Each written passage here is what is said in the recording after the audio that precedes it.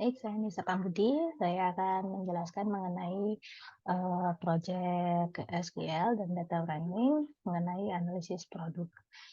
Jadi ini analisis jumlah penjualan produk di sebuah marketplace. Tujuannya untuk mencari produk mana yang terjual paling banyak, terus mana yang memiliki hasil penjualan terbesar, lalu pertumbuhan produknya di tahun 2018, dan terakhir melihat produk mana yang paling banyak dibatalkan.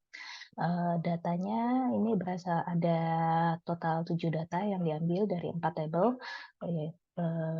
order ID, produk ID, baru waktu pemesanan, status pemesanan, asal negara, harga, dan produk kategori produk. Lalu masuk ke pengecekan data. Yang dilakukan itu pertama adalah pengecekan nul datanya, itu dari data yang baru tidak ditemukan adanya data nul. Lalu ada pengecekan data duplikat. Di sini terdapat data duplikat ya, tapi karena ini merupakan data catatan order, setelah diperiksa lagi ternyata yang sama itu seperti produk kategori, terus customer ID, itu kan memang karena ini catatan order, bisa dipastikan kalau misalnya memang ada data yang double gitu, jadi datanya dibiarkan saja. Lalu terus pengecekan outlier pada harga produk. Nah, ini sebenarnya terdapat outlier di sini di harga produk. Ada yang lumayan jauh ya bedanya dengan data yang lainnya. Tapi kembali lagi ke tujuan analisis, karena ini analisis yang bertujuan untuk melihat jumlah produknya, bukan menekankan pada harga produknya. Jadi untuk sementara outliernya bisa kita biarkan aja karena tidak berpengaruh banyak ke analisis. Lalu pemrosesan data. Masuk pemrosesan data, itu yang pertama kita pisahkan dulu untuk tabel tahun dan bulannya untuk melihat pertumbuhan jumlah produknya. Lalu setelahnya kita mencari produk mana yang paling banyak terjual.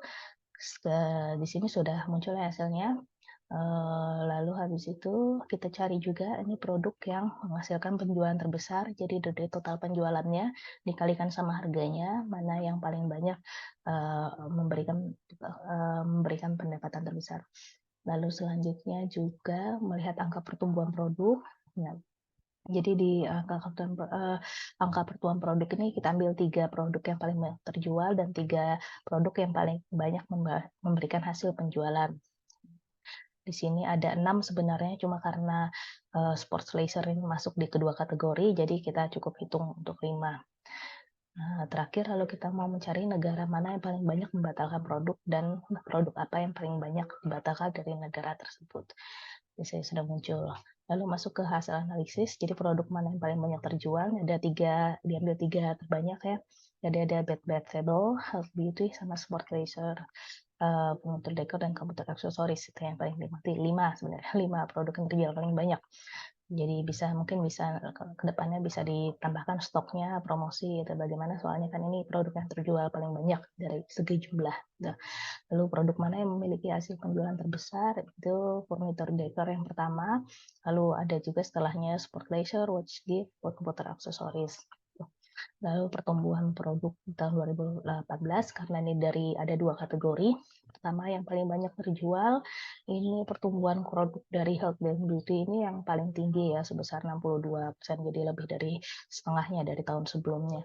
Lalu ada juga bed table sama sport leisure, ini masing-masing 12,6 dan 10,5. Jadi jumlahnya ya meski bertambah tapi memang sangat jauh di bawahnya kategori health beauty. Jadi ada juga produk dengan pendapatan paling besar. Kalau pendapatan besar ini yang paling besar itu dari watch and gift, itu pertumbuhannya sangat tinggi, itu sekitar 62. Lalu ada juga sport leisure itu sekitar 10,5, dan yang terakhir itu dari furnitur decor itu 0,7, ini malah minus ya. Jadi artinya ada penurunan dari pertumbuhannya. Jadi jumlah yang berhasil terjual tuh berkurang dari yang tahun lalunya. Lalu melihat produk mana yang paling banyak dibatalkan. Nah, ini dari negara SP ya, negara dengan kode negara SP, itu total ada 29 pesanan dari sports leisure. Jadi mungkin bisa dilihat lagi penyebabnya kenapa dari kategori ini banyak yang dibatalkan. Oke, sekian dari saya. Terima kasih.